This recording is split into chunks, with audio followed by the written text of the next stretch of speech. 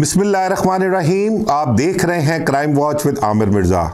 दोस्तों, लाहौर, कराची और बम्बई, यहाँ पर गैंग वार्स का सिलसिला जो है कई दहाइयों से जारी है। लाहौर, कराची और बम्बई में होने वाली गैंग वार्स में सैकड़ों अफराद जो हैं वो लुक़मा अजल बन चुके हुए हैं। अब ये जो गैंग वार है, आप लाहौर में ले लें, वो टीपू ट्रकों वाला और हनीफा बाबा वगैरह। फिर उसके बाद कराची आ जाएं तो वहाँ पर लियारी गैंग वार के हवाले से आप देखें तो रहमान डकैत और अरशद पप्पू, और मुंबई गैंग वार के हवाले से आप देखें तो वहाँ छोटा राजन और बड़ा राजन जो है, ये बड़े काबिल ज़िक्र नाम हैं जो गैंग वार्स के हवाले से मशहूर व मारूफ़ हैं। और इनकी दुश्मनियों के दौरान सैकड़ों अफराद जो है वो अपनी जान की बाजी हार चुके हैं। अब इन तीनों जो गैंग वार्स के ये किरदार हैं, तमाम तर किरदार हैं, इनके मुतल्लिक अगर बयान किया जाए तो ये पहले आपस में बड़े ही गहरे दोस्त हुआ करते थे, हम प्याला हम निवाला हुआ करते थे, एक दूसरे के जुर्म में शरीक हुआ करते थे, एक दूसरे के साथ अजीज़दारियाँ भी थीं इनकी। लेकिन ये फिर बाद में दुश्मन कैसे बने, उनकी क्या वजूहात हुई, इस बारे में आपके साथ मैं शेयर करूँगा। और दूसरा जो रहमान डकैत है उसकी शख्सियत के हवाले से, उसकी जुराइम की जो ज़िंदगी है उस हवाले से कुछ शेयर करूँगा कि रहमान डकैत था कौन। और अब भारत में जो एक फ़िल्म बन रही है, धुरिंदर के नाम से फ़िल्म बन रही है, वो उस फ़िल्म बनाने का मकसद क्या है, भारत पाकिस्तान को उस फिल्म के ज़रिए क्या पैगाम देना चाहता है, इस हवाले से मैं आपके साथ डिटेल में डिस्कस करूँगा। तो पहले आते हैं लाहौर की जो दुश्मनी या गैंग वार उसको कह लें कि जो बहुत ही मतलब कि पूरे लाहौर शहर तक वो फैल गई, बहुत से लोग इसमें इन्वॉल्व हो गए। तो ये जो थी दुश्मनी, ये बिल्ला ट्रकों वाला की ज़िंदगी में जो है ये काम शुरू होता है। और बिल्ला ट्रकों वाला के बहुत ही करीबी, उसके गनमैन कह लें, उसके मुलाजम कह लें, या उसके बेटे टीपू ट्रकों वाला के दोस्त हनीफा और बाबा, ये दो भाई हुआ करते थे। सूतर मंडी लोहारी गेट से इनका ताल्लुक़ था और ये पहले हम प्याला हम निवाला हुआ करते थे टीपू ट्रकों वाला के साथ, और बिल्ला ट्रकों वाला के गनमैन हुआ करते थे।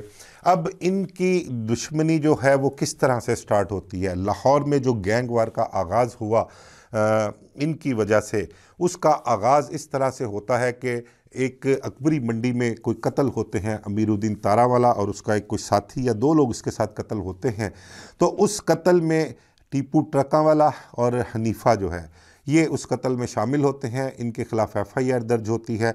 FIR दर्ज होने के बाद जो हनीफा है वो गिरफ़्तार होकर जेल चला जाता है, जबकि टीपू ट्रकों वाला जो है वो, उसका वालिद बिल्ला ट्रकों वाला खासा बाअसर होता है और वो अपना असर व रसूख, ताल्लुकात और दीगर वसाइल इस्तेमाल करके टीपू ट्रकों वाला को उस कत्ल से बचा लेता है, उसकी जान छुड़वा देता है, जबकि हनीफा को उसके रहम करम पर ही छोड़ देता है। और हनीफा जेल में होता है, जेल से हनीफा उसको पैगाम भिजवाता है कि मेरी ज़मानत का भी कुछ करवाएं, मेरी सुलह का भी कुछ करवाएं। लेकिन बिल्ला ट्रकों वाला की तरफ से उसकी ना कोई पैरवी की जाती है, बल्कि उसको उसी के हाल पर छोड़ दिया जाता है कि वो जाने और उसका काम जाने। बहरहाल हनीफा जो है और उसका भाई बाबा कोशिश करता है और कोशिश करके किसी न किसी तरीके से हनीफा को उस केस से बाहर निकलवाता है। तो यहाँ से इस दुश्मनी का आगाज़ होता है। जो गैंग वार कह ले के शुरू होती है वो यहाँ से स्टार्ट होती है। हनीफा जब बाहर आता है तो वो, उसको बड़ा रंज होता है। बाबा उसका भाई, असल जो प्लानर था, जो ख़तरनाक शख्स था, वो बाबा जो कि हनीफा का भाई था बड़ा, वो ज़्यादा ख़तरनाक बयान किया जाता है। प्लानिंग उसकी हुआ करती थी और टारगेट भी वही चूज़ किया करता था। अब नाम, क्योंकि दोनों भाइयों का टॉप 10 इश्तिहारियों में एक दम निकला और उन्होंने इस रंजिश से, जहाँ से इनका आगाज़ होता है दुश्मनी का, उसका बदला लेने की ठान लेते हैं और उसके बदले में ये बिल्ला ट्रकों वाला पर 2 अटैक करते हैं अंदर ट्रक अड्डे में घुसकर, और दूसरे अटैक में वो कामयाब हो जाते हैं और बिल्ला ट्रकों वाला जो है वो अपनी जान की बाजी हार जाता है। अब इसके बाद जो ये टॉप 10 भाई होते हैं, ये सियालकोटी भोला सुनियारा गैंग बड़ा ही मशहूर व मारूफ़ किरदार है टॉप 10 के हवाले से, इश्तिहारियों के हवाले से, उजरती कत्ल के हवाले से, भत्ताखोरी के हवाले से, अगवा बराए तवान के हवाले से। एक बहुत बड़ा गैंग जो है ये अपना सामने आया था कुछ 90 की दहाई में, और उस दौरान ये भाई जो हैं दोनों, हनीफा बाबा जो हैं शमाइयों गुज्जर बोला सुनार वगैरह के साथ मिलकर एक बहुत बड़ा गैंग बना लेते हैं और टॉप 10 के नाम से ये गैंग जो है उस दौर में बड़ा मशहूर हुआ करता था और ट्रकों वाला ख़ानदान के ख़िलाफ़ जो है ये कार्रवाइयाँ किया करता था। ख़ासकर टीपू ट्रकों वाला की जान के दुश्मन हुआ करते थे। इसी तरह टीपू ट्रकों वाला ने अपने अड्डे में बैठकर, अपनी चार दीवारी में बैठकर इनके ख़िलाफ़ बड़ी जंग लड़ी और जो ये एक गैंग वार चलती रही, उस गैंग वार के दौरान एक एक करके जो है वो पुलिस के ज़रिए इन तमाम टॉप 10 को जो है वो मरवाया गया। हनीफा जो था उसके 3 साथियों समेत कराची से गिरफ़्तार करके लाया गया और यहाँ पर लाहौर में चारों को मार दिया गया। उसमें हनीफा था, एक दाऊद था, एक काली था और एक सना गुजर था। इन चारों को गिरफ़्तार करके लाया गया कराची से और कराची से लेकर आने वाला नवीद सईद इंस्पेक्टर था। लाहौर लाकर इनको मार दिया गया। इसी तरह जो बाकी टॉप 10 के थे, इश्तिहारी बोला सुनियारा था, उसके ख़िलाफ़ ऑपरेशन करवाया गया इलाका गैर में और वहाँ पर वो मारा गया। हमायूं गुज्जर को, नाजी भट्ट को गुजरांवाला जेल से निकलवा कर यहाँ पर पुलिस मुकाबलों में मरवाया गया। मतलब कि जिसका जहाँ पर दाव लगा, जिस तरीके से चला, कहीं पैसों का इस्तेमाल हुआ, कहीं पर तल्लुकात का इस्तेमाल हुआ और कहीं पर जो टॉप 10 इश्तिहारियों में मुखबर हुआ करते थे उनके ज़रिए इन लोगों को जो है वो गिरफ़्तार करवाया गया। गिरफ़्तार करवा के इनको पुलिस मुकाबलों में मरवा दिया गया।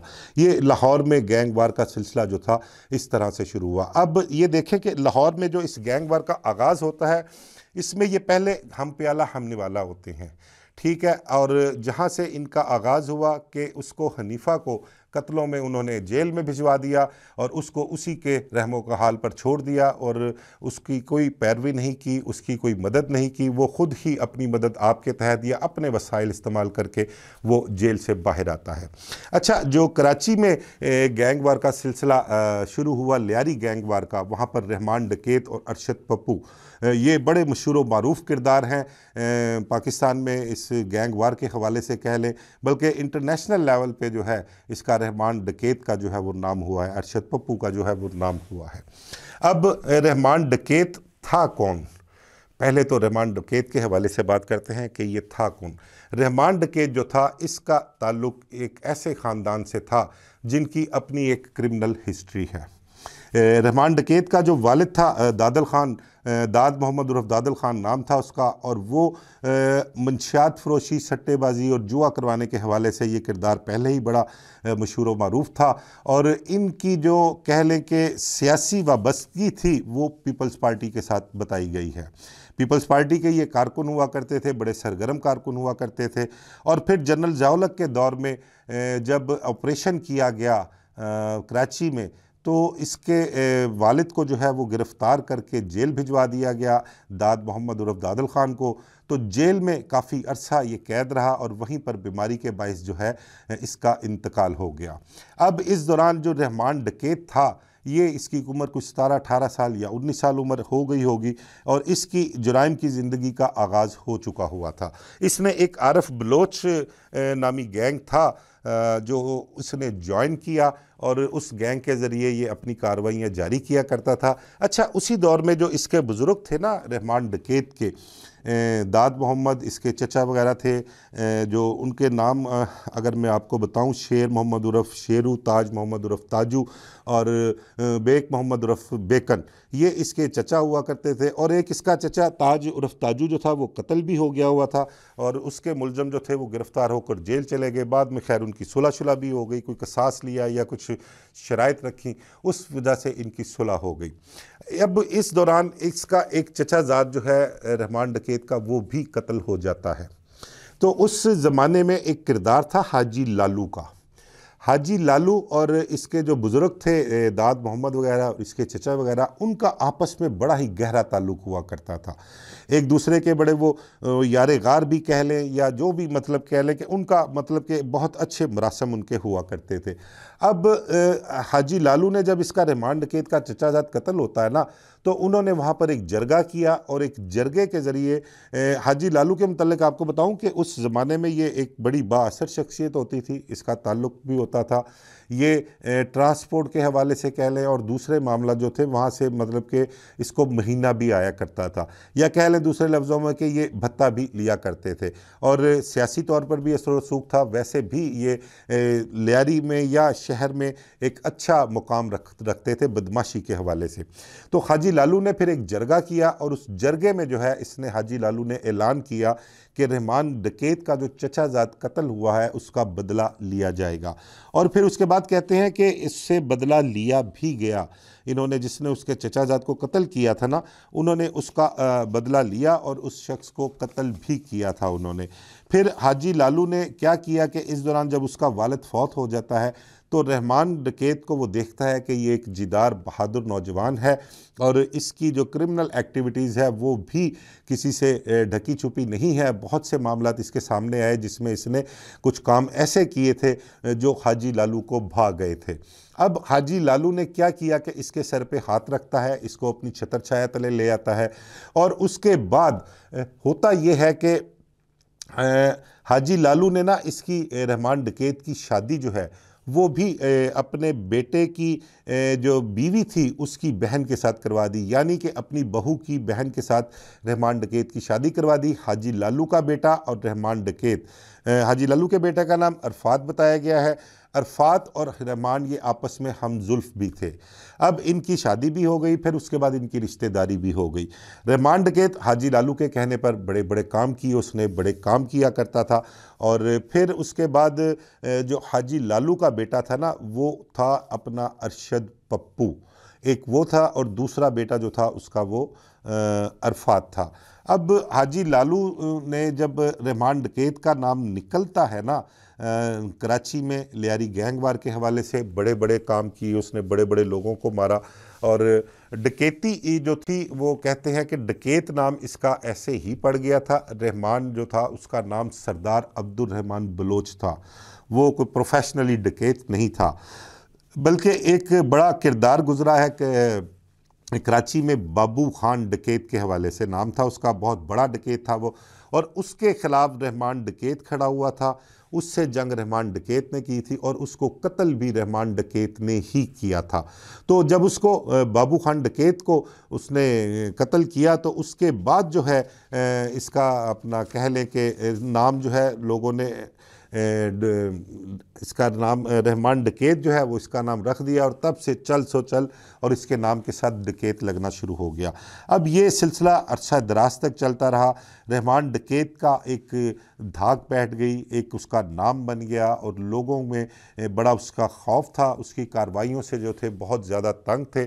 और रहमान डकैत के ख़िलाफ़ अगर आप कहें ना तो जो मुकदमात दर्ज थे वो कह लें कि डकैती के अलावा कत्ल, इक़दाम कत्ल, बम धमाके, भत्ताखोरी, अगवा बराए तावान जैसी इन वारदातों के उसके ख़िलाफ़ सैकड़ों मुकदमात कहते हैं दर्ज थे और सैकड़ों अफराद का जो है उस पर कत्ल के इल्ज़ामात भी थे। तो उसने अपनी जुराइम की ज़िंदगी का आगाज़ यहाँ से किया। किस तरह से हाजी लालू ने उसके सर पे हाथ रखा, किस तरह से उसको अपने अजीज़दारी में शामिल किया, उसने उसकी रिश्तेदारी अपने बेटे के साथ बनवाई उसने।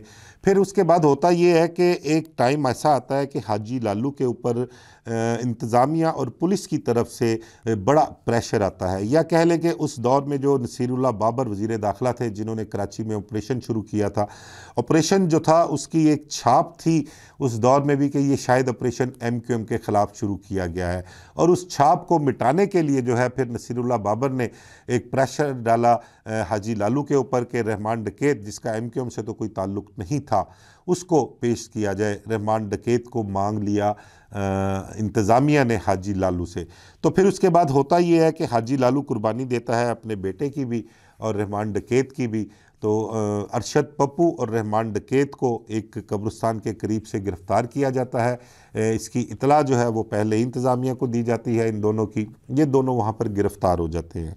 अच्छा, इनका प्लान जो था वो प्लान तो ये था कि इनको पुलिस मुकाबले में जो है मार दिया जाएगा, जिस तरह से वहाँ पर ऑपरेशन हो रहा था और किस तरह से MQM के लोगों को पुलिस मुकाबलों में मारा जा रहा था, इसी तरह इनका भी यही प्लान किया गया था। लेकिन होता यह है कि उस जहाँ से गिरफ्तारी होती है ना रहमान डकैत की और अरशद पप्पू की, तो वहाँ पर होता ये है कि एक कब्रिस्तान से ना कोई कुछ जनाजा वहाँ पर था। और बल्कि ये मैं कुछ डिटेल जो है ना, यहाँ से हमारे फ़हीम सिद्दीकी साहब हैं, जियो के ब्यूरो चीफ़ रह चुके हुए हैं और बड़े पुराने वहाँ पर कराची पे काम करने वाले हैं, जर्नलिस्ट हैं, जर्मन जर्नलिस्ट हैं। इंफॉर्मेशन जो है ये उनकी इंफॉर्मेशन है, उनके बकौल उनके ये मैं इंफॉर्मेशन इसमें से काफ़ी हद तक जो है वो बकौल फ़हीम सिद्दीकी के आपके लोगों के साथ मैं शेयर कर रहा हूँ।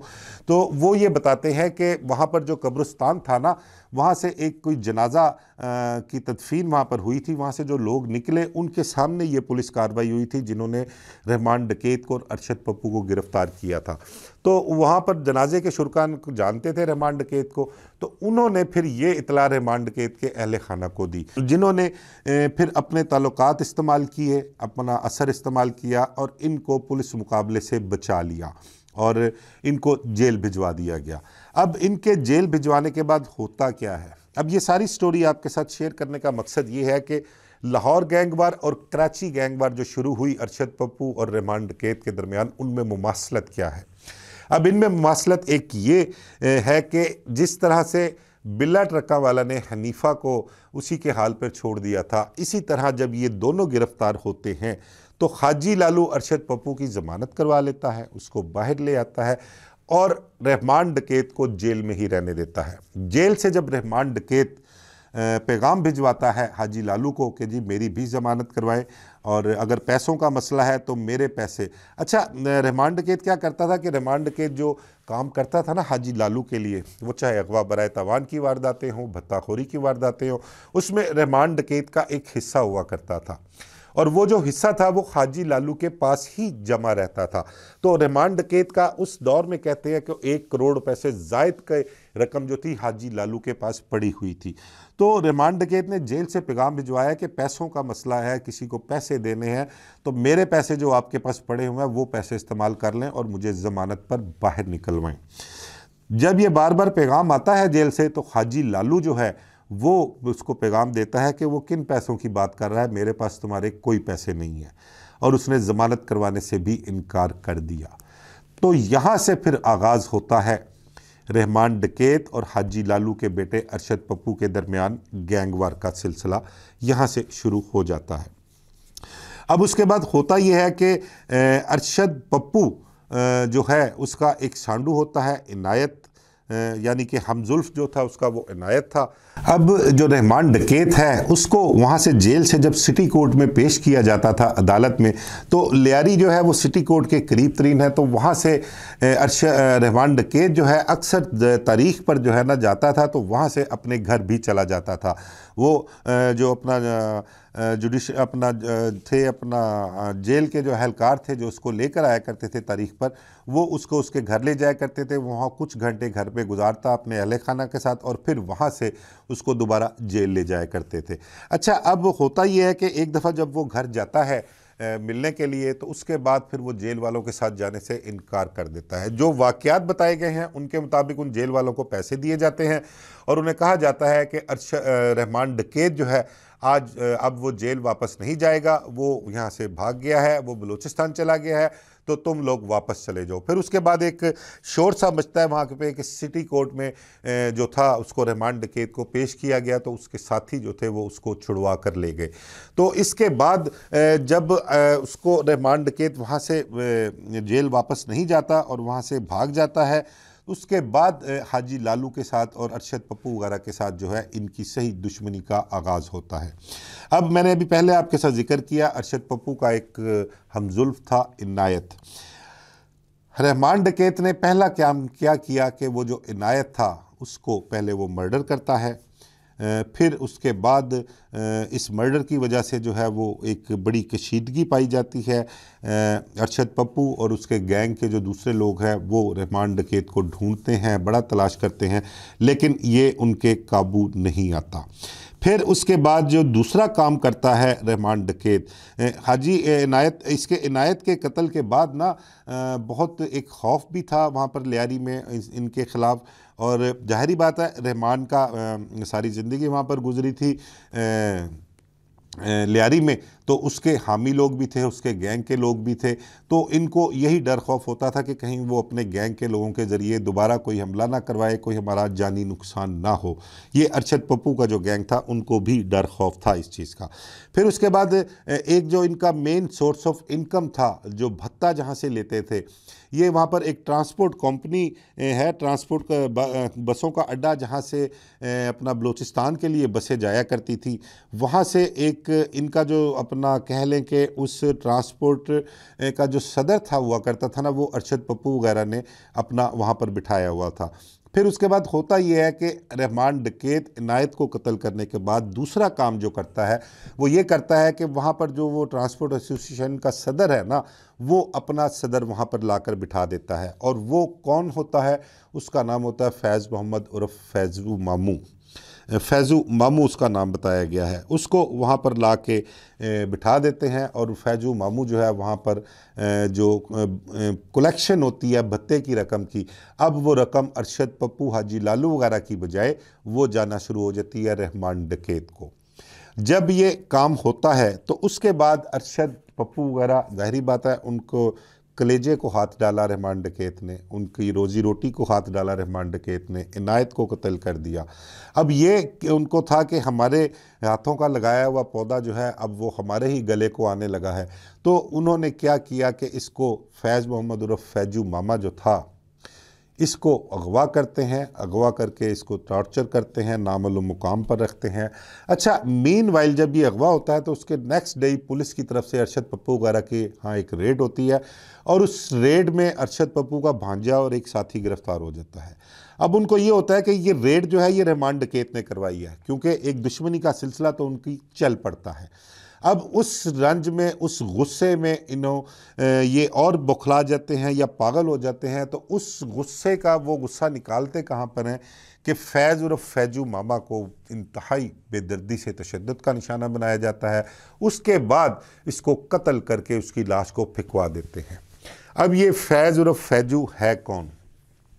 आपको एक नाम अगर मैं आपको लूँ तो वो आपको मेरा ख्याल उसकी कोई शनाख्त की पहचान की ज़रूरत नहीं है। उसकी पाकिस्तान में बड़ा नाम है उस शख्स का, और वो उसके ख़िलाफ़ भी सैकड़ों कत्लों की जो है वो केसेस हैं। वो गिरफ़्तार भी हुआ और फिर छूट भी गया, उसके ख़िलाफ़ अभी भी केसेस चल रहे हैं। ये नाम है उज़ैर बलोच का। ये उज़ैर बलोच का वालिद होता है फैज़ मोहम्मद उर्फ फैजू मामा। अब उसके बाप के कत्ल के बाद रहमान डकैत जो है उज़ैर बलोच को अपने साथ अटैच कर लेता है। फिर रहमान डकैत ने जब कत्ल किया ना, इसको फैजू मामा को जब कत्ल किया जाता है तो रहमान डकैत जो है वो इसके साथ दुश्मनी जो है वो मज़ीद बिगाड़ता है। उज़ैर बलोच को जो है वो अपने साथ इकट्ठा कर लेता है। फिर जिस वक्त जहाँ जहाँ जिसका जो बस चला, जिसका कोई साथी कहीं नज़र आया, उसको वहाँ पर मार दिया गया। पुलिस के ज़रिए भी बहुत सी कार्रवाइयाँ करवाई गई, रेड करवाए गए, फिर एक दूसरे के लोगों को कत्ल भी करवाया गया, गिरफ़्तार करवा के मुखबरियाँ भी जो है वो दी जाती थी। अच्छा, रहमान डकैत के मुतल्लिक़ एक और चीज़ है कि उसने अपनी वालदा को भी कत्ल किया हुआ है। और वो किस वजह से कत्ल किया कि उसको इल्म हुआ कि उसकी वालदा के किसी शख्स के साथ कोई ताल्लुकात थे, तो उसने अपनी वालदा को सर में गोली मार कर कत्ल कर दिया था। और जिस शख्स के साथ ताल्लुकात थे वो डर खौफ के मारे जो है वो एरिया क्या वो शहर ही छोड़ गया था। और रहमान डकैत की ज़िंदगी में कहते हैं कि वो शख्स कभी वापस नहीं आया वहाँ पर, ना लियारी वापस आया और ना ही कराची वापस आया वो शख्स। तो ये भी एक उसके गुनाहों में, उसके जुराइम में शामिल था। फिर रहमान डकैत के हवाले से बताऊं आपको कि रहमान डकैत ने कहते हैं कि सियासत में भी हिस्सा लिया। और इससे पहले तो बल्कि आपको बताऊं कि एक चौधरी असलम किरदार हुआ है कराची पुलिस के हवाले से। एक बड़ा ही निडर, बहादुर और तगड़ा पुलिस अफसर हुआ करता था चौधरी असलम। उसमें उनके मुतल्लिक़ ये है कि 90s में कोई ऑपरेशन हुआ था। उस ऑपरेशन के दौरान बहुत से लोगों को उसने गिरफ़्तार किया। वो तालिबान भी थे, अलकायदा के लोग भी थे, और मुकामी जो सियासी जमातें थीं उनके लोगों को भी गिरफ़्तार किया, जो क्रिमिनल्स थे, जिनका क्रिमिनल रिकॉर्ड था और इंतहाई खौफ की अलामत थे। बहुत से लोगों को उसने हाथ डाला, बहुत से लोगों के पुलिस इनकाउंटर्स किए। तो कराची में इस पुलिस अफसर की बड़ी धाक थी, इसका बड़ा नाम था। और बिल्कुल इसके मुतल्लिक़ दोस्त अहबाब यही कहते हैं कि इंतहाई बहादुर और निडर इंसान था। उसने कभी अपनी ज़िंदगी का जो है ना वो दरेग नहीं किया कि किसी भी मामले में उसकी ज़िंदगी जो है वो जा सकती है। एक मर्तबा तो बल्कि उसके घर पर कार बम धमाका भी हुआ था क्लिफ्टन कराची के इलाके में, जहाँ पर उनकी रिहाइश थी, वहाँ पर अटैक भी हुआ था। लेकिन उसने इस अटैक को भी मतलब कि अपनी नौकरी का, ज़िंदगी का एक रूटीन मैटर में लिया और उसके बाद जो था वो और ज़्यादा क्रिमिनल्स के ख़िलाफ़ अग्रेसिव हो गया था और उसने उनके ख़िलाफ़ ऑपरेशंस और ज़्यादा तेज़ कर दिए थे। अब उस दौरान कहते हैं कि एक मुशर्रफ दौर में ना, जब जनरल मुशर्रफ की हुकूमत आती है तो MQM जो थी वो अपना हिस्सा थी उस टाइम मुशर्रफ की हुकूमत का। तो लियारी गैंग वार के हवाले से या लियारी में अपनी ग्रिप रखने के हवाले से, लियारी में अपनी जगह बनाने के हवाले से MQM ने हमेशा कोशिश की, लेकिन वो कामयाब नहीं हो सके। तो फिर उसके बाद यहाँ पर एक लियारी टास्क फोर्स जो थी वो बनाई गई थी वहाँ पर, और उस टास्क फोर्स में जो जराइम पेशा अफराद थे उनकी गिरफ्तारियाँ और उनका कला कमा करना था, और उस टास्क फोर्स का इंचार्ज जो था वो चौधरी असलम को बनाया गया था। अब टारगेट में सबसे पहले रहमान डकैत को रखा गया था और उसकी मुखबरी जो है उसके एंटी ग्रुप से जो है वो ली जाती थी। अब रहमान डकैत का ताल्लुक बलूचिस्तान से था, वो ज़्यादातर यहाँ से कार्रवाइयाँ करके बलूचिस्तान चला जाता था। वहाँ पर उसने अपना एक घर भी बना रखा था। एक घर उसने जो वहाँ बनाया था वो वाइट हाउस के नाम से मशहूर था। चौधरी असलम को वहाँ पर इतला मिलती है कि ये वहाँ पर मौजूद है। चौधरी असलम और दीगर पुलिस अफसरान जो है वो वहाँ पर जाते हैं, वहाँ पर रेड करते हैं, और रेड करके वहाँ पर जब रहमान डकैत के जो लोग होते हैं उसके गैंग के, उनकी आपस में क्रॉस फायरिंग होती है। तो उस फायरिंग में एक SHO समेत कोई 4 पुलिस एहलकार जो हैं वो मारे जाते हैं। तो पुलिस का वो रेड नाकाम होता है और पुलिस वहाँ से नाकाम ही वापस आती है। यानी कि लेने गए थे रहमान डकैत को, लेकिन 4 पुलिस वालों की लाशें उठाकर वो वापस लेके आते हैं। अब इसके बाद चौधरी असलम के मुतल्लिक जो दोस्त कहते हैं कि वो जैसे ज़ख्मी शेर होता है और खूनखार होता है, इस तरह से हुआ था। और रहमान डकैत के मुतल्लिक वो बहुत ही कोशिश तेज़ कर दी कि किसी ना किसी तरीके से ये जो 4 लाशों का एक बोझ उठाया हुआ है पुलिस वालों की, कि इस बोझ को किस तरह से उतारना है, वो रहमान डकैत की गिरफ्तारी या उसकी पुलिस मुकाबले में हलाकत से ही उतर सकता था। तो रहमान डकैत तो हाथ ना आया, बहुत सी कोशिशें की, बहुत से मामलात किए उन्होंने, बहुत सी जगहों पर रेड भी किया, इन्फॉर्मेशन भी कई मरतबा आई, लेकिन वो कामयाब नहीं हो सके। फिर उसके बाद रहमान डकैत जो है था वो पीपल्स पार्टी के दौर में, फिर उसके सर पे हाथ आया, सियासी आशीर्वाद हासिल हुई, तो फिर उसने सियासत में भी हिस्सा लेने की कोशिश की। बल्कि अपने एक दोस्त मलक फ़याज़ नामी शख्स था, उसको वहाँ पर लियारी में ही उसने बल्दियाती इंतखाबात में खड़ा किया और पीपल्स पार्टी के मुकाबले में आज़ाद उम्मीदवार खड़ा किया, और अपने असर रसूख की वजह से, बदमाशी की वजह से उसको जितवा भी दिया। फिर उसके बाद कहते हैं कि उसने अपना उसको टाउन नाज़म भी बनवाया, नायब नाज़म भी बनवाया टाउन का, और जो नाज़म था वहाँ पर वो कोई और था। अच्छा, फिर होता क्या है कि जब वो रहमान डकैत जो है वो इस्तीफ़ा मांगता है टाउन नाज़म से, तो फिर वो टाउन नाज़म जो है उसकी शिकायत बलूचिस्तान की अहम शख्सियत से करता है। फिर वो उसको आसिफ जरदारी के साथ उसकी शिकायत करते हैं। उसके बाद रहमान डकैत के सर से जो सियासी आशीर्वाद थी उसका हाथ हटा लिया जाता है। उसके बाद चौधरी असलम जो कि अपना खामोशी इख्तियार किए हुए थे वो भी एक्टिव हो जाते हैं। वो फिर इसके ख़िलाफ़ कार्रवाइयाँ करते हैं, इंफॉर्मेशन लेते हैं। तो इसको फिर कोयटा सेटेलाइट टाउन के इलाके में इतला मिलती है, वहाँ से इसको गिरफ़्तार करके कराची लाया जाता है। कराची लाके इसको नामालूम मुकाम पे रखा जाता है, इससे तफ्तीश की जाती है। तो मीनवाइल होता यह है कि इसकी रहमान डकैत की जो अहलिया है उसकी तरफ से सिंध हाई कोर्ट में रिट दायर की जाती है, और उस रिट के अगेंस्ट जो है पुलिस वालों को परेशानी होती है, और फिर ये उसकी फैमिली के साथ बैठ के डील बनाते हैं, और उस डील में ये होता है कि आप लोग रिट वापस ले लें तो हम उसकी गिरफ्तारी शो करके उसको जेल भिजवा दिए। इसमें काफ़ी लोग, अहम लोग जो हैं वो भी शामिल होते हैं। अब होता यह है कि इसी दौरान एक पुलिस एनकाउंटर होता है, वहाँ पर कोई माशू बरोई नाम का बंदा अगवा बराए तवान की वारदातों से बड़ा मशहूर व मारूफ किरदार रहा है। उसने बड़े लोगों को कत्ल भी किया है, बड़ी दहशत थी उसकी, बड़ा खौफ था। उसका पुलिस एनकाउंटर होता है, तो उसकी एक प्रेस कॉन्फ्रेंस होती है और फिर बाद में पता ये लगता है कि बल्कि फ़हीम सिद्दीकी साहब का मैंने पहले भी आपसे जिक्र किया, फ़हीम सिद्दीकी साहब फिर एक उस पर प्रोग्राम करते हैं, इन्वेस्टिगेटिव प्रोग्राम करते हैं। पता लगता है कि वो जो अगवा बराए तवान का मुलज़म माशू बरोई मारा गया है वो नहीं है, बल्कि वो कोई और है, उसके मुगालते में किसी और को मार दिया है। उसकी इंक्वायरी भी होती है, इंक्वायरी के बाद फिर केस भी दर्ज होता है और चौधरी असलम को कहते हैं उस केस में गिरफ्तार भी किया गया था। तो बीच में रह गया रहमान डकैत का मामला। तो रहमान डकैत के हवाले से उसका काम हवा में हो गया, समझ नहीं लग रही थी उसकी गिरफ्तारी डालनी है नहीं डालनी, उसको मारना है नहीं मारना। तो ये सिलसिले जो थे वो आहिस्ता आहिस्ता चलते रहे। फिर होता यह है कि रहमान डकैत को जिस जगह रखा होता है वहाँ से लेकर एक कोई इंस्पेक्टर बहाउद्दीन है, उनके घर पर खामोशी से रखा जाता है, किसी को बताया नहीं जाता, हमारी निगरानी पर एहलकार होते हैं, उसके अहल खाना जो है वो इनसे राब्ते में होते हैं। फिर कुछ मामला इस हद तक हो जाते हैं कि वो खाना वाना रहमान डकैत का घर से आना शुरू हो जाता है। तो वो खाना उसको पुलिस एहलकार किसी जगह से कलेक्ट कर लेता था, तो वहाँ पर फिर उसके घर में फ़ोन पर बात भी करवाई जाती थी और उस बात में वो बलोची में गुफ्तगू किया करता था अपने घर वालों से। फिर उसने देखा कि अब मामला कुछ ख़राबी की तरफ जा रहे हैं, तो उसने अपने घर वालों को फ़ोन पर, हालांकि पुलिस वालों की मौजूदगी में बात होती थी, लेकिन जो पुलिस वाले मामूर थे उन्हें बलोची नहीं आती थी। फिर उसने बलोची में ही अपने घर वालों को कहा कि मेरे गैंग को, लोगों को कहो कि अब मुझे यहाँ से वो निकाल लें।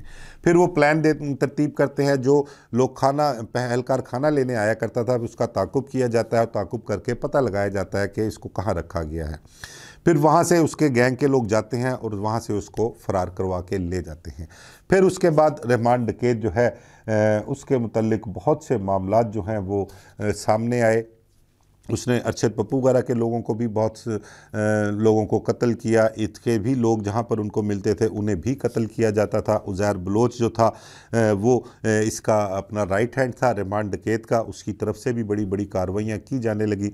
और फिर रहमान के बजाय जो सियासी आशीर्वाद थी वो उज़ैर बलोच को हासिल होना शुरू हो गई। उज़ैर बलोच पर नज़र रख ली और उसको हाथों में लेकर तो बाकी मामला जो थे गैंग वार के या पॉलिटिकली मामला तो उज़ैर बलोच के ज़रिए जो थे वो हल करवाए जाने लगे।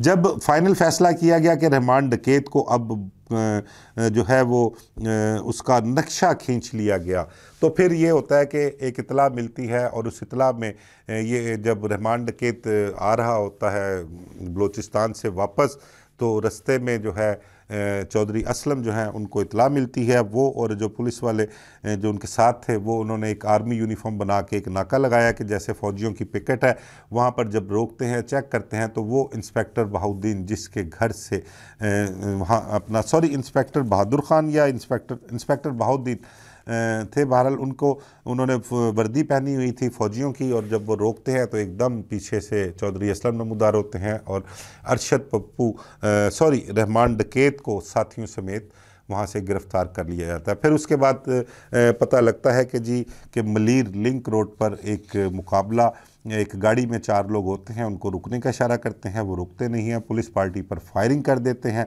और यही रवायती कहानी जो यहाँ पर लाहौर में भी चलती है, जवाबी फायरिंग से वो कार सवार 4 लोग मारे जाते हैं। अब वो 4 उनमें जब शनाख्त होती है तो एक की शनाख्त रहमान डकैत के तौर पर होती है, एक कोई औरंगज़ेब था, एक कोई अकील इंग्लिश बूट वाला था और एक कोई नज़ीर जतकाल था।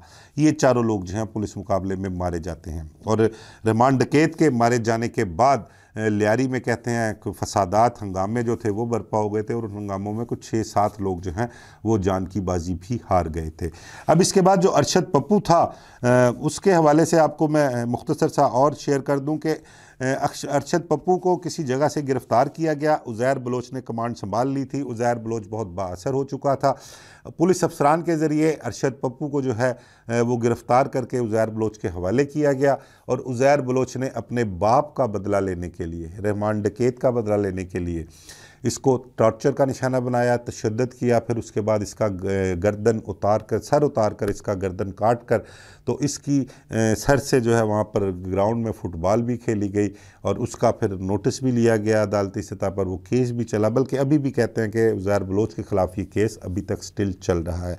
तो ये एक तो रहमान बलोच के मुतल्लिक़ डिस्कस ये करना था कि अब रहमान डकैत के नाम से जो एक इंडिया में फ़िल्म बन रही है धुरंधर, वो फ़िल्म बनाने का भारत का मकसद क्या है, भारत रहमान डकैत को क्या साबित करना चाहती है। एक तो भारत का जो सोशल मीडिया है, भारत का जो नेशनल मीडिया है, उस पर रहमान डकैत के हवाले से ये भी बड़ा प्रोपेगेंडा किया जाता है कि उसने दाऊद इब्राहिम के एक भाई नूर को कत्ल किया था। हालांकि वो नूर के मामला जो थे वो कुछ और थे, बीमारी से कहते हैं उसकी डेथ हुई थी, लेकिन वो उसके भाई का कत्ल जो है वो उस पर रहमान डकैत पे डालते हैं। अब ये फिल्म में किस तरह से इस चीज़ को वो फिल्माते हैं, रूनुमाई उसकी किस तरह से उसकी इस केस को नुमाया करते हैं। दूसरा, इसके ताल्लुकात जो हैं वो BLA से बताए गए थे, जो बलोच लिबरेशन आर्मी है, उस हवाले से भी इस पर इल्ज़ामात लगते रहे, लेकिन कोई सरकारी सतह पर कभी इस चीज़ की ना तस्दीक हुई है। और रहमान डकैत और उसके तमाम तर जितने भी गैंग के लोग कह लें या उसकी आशीर्वाद वाले लोग थे, वो हमेशा से इसकी तरदीद करते रहे हैं कि इसका BLA के साथ कोई ताल्लुक नहीं था। लेकिन अब ये जो फिल्म इंडिया में बन रही है धुरंधर के नाम से, उस फिल्म में क्या फिल्माया गया है, उसमें क्या दिखाया जा रहा है, उसमें रहमान डकैत का क्या किरदार है, रहमान डकैत को क्या बनाकर पेश किया जाना है उन्होंने, और वो पाकिस्तान को क्या पैगाम देना चाहते हैं। तो इस हवाले से ये 2-3 चीज़ें हैं। एक तो वो दाऊद इब्राहिम के भाई का कत्ल, उस हवाले से मेरा ख्याल है इस फिल्म में जो है कुछ ना कुछ फिल्माया गया होगा। दूसरा, कुछ BLA से जो कुछ उसके दहशत गर्दों के साथ ताल्लुकात जो हैं, लेकिन अगर इस हवाले से अगर वो BLA के हवाले से उसके फिल्माएंगे तो वो उनको मुंह की खुद ही खाना पड़ेगी, क्योंकि BLA के लोग वो हैं जिनकी फंडिंग जो है, जिनको माली इमदाद जो है वो इंडिया से आती है। इंडिया वहाँ पर फंडिंग करता है और उनके ज़रिए, उस प्रॉक्सी के ज़रिए पाकिस्तान में जो वो दहशतगर्दी के वाक़यात करवाता है।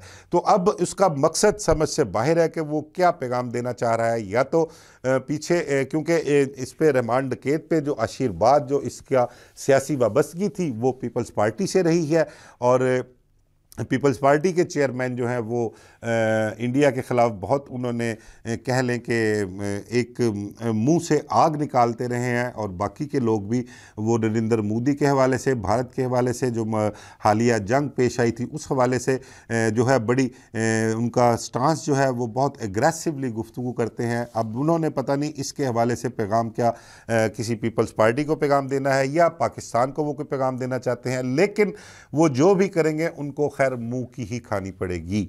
देखते हैं कि अब ये इस फिल्म जो है, इसके ट्रेलर तो आ चुके हैं, अब ये मुकम्मल फिल्म आती है तो फिर पता लगेगा कि असल मकसद जो है वो इंडिया का इस पर रहमान डकैत पर फिल्म माने का क्या मकसद है। और तीसरा, मैंने आपसे जिक्र किया मुंबई अंडरवर्ल्ड के हवाले से, मुंबई गैंगवार के हवाले से, छोटा राजन, बड़ा राजन, ये दाऊद इब्राहिम के ग्रुप के साथ हुआ करते थे, बड़े यारे गार हुआ करते थे, आपस में बड़ा इनका सलूक था, हम प्याला थे, हम निवाला थे। लेकिन कुछ कारोबारी मामलात की वजह से, कुछ फाइनेंशियली मामलात की वजह से, कुछ लालच की वजह से, और ये लोग जो हैं इनका भी आपस में तनाज़ा शुरू होता है। और ये जो माजी के यारे गार थे, दोस्त थे, ये आपस में एक दूसरे के ऐसे दुश्मन बने कि लोगों इन्होंने भी एक दूसरे के लोगों को चुन चुन कर मारना शुरू कर दिया। दोनों एक दूसरे के भेदी थे, दोनों को पता था कहाँ से किसको क्या भत्ता आता है, क्या इनकम आती है, किसके साथ कौन है और किसका हामी कौन है, कौन कहाँ पर रहता है, कौन कहाँ मिल सकता है, कौन कहाँ छुपा हुआ है। ये सब एक दूसरे के भेदी थे, एक दूसरे के मुतल्लिक जानते थे। और ये भी एक दूसरे के ऐसे जान के दुश्मन हुए कि इस गैंग वार में भी जो है वो सैकड़ों लोगों की जो है वो जान अब तक जा चुकी हुई है। और ये कई दहाइयों पर मुहित है। ये तीनों जो मैंने आपके साथ शेयर की हैं, लाहौर, कराची और मुंबई के हवाले से, इन तीनों दुश्मनियों के दौरान एक मुमासलत ये है कि ये माजी के दोस्त हुआ करते थे और फिर उसके बाद ये एक दूसरे की जान के दुश्मन बन गए। उनकी वजूहात क्या थी और क्या क्या मामलात हुए थे, उस हवाले से आपके साथ शेयर करना था। असल मकसद रहमान डकैत की ज़िंदगी के हवाले से था, वो मैंने डिटेल में आपके साथ शेयर किया है। इंशाल्लाह आगे भी फिर किसी ऐसे ही किरदार के मुतल्लिक या इस किस्म का ही टॉपिक लेकर आपकी हाज़िर खिदमत होऊंगा। मुझे इजाज़त दीजिए। अल्लाह हाफ़िज़।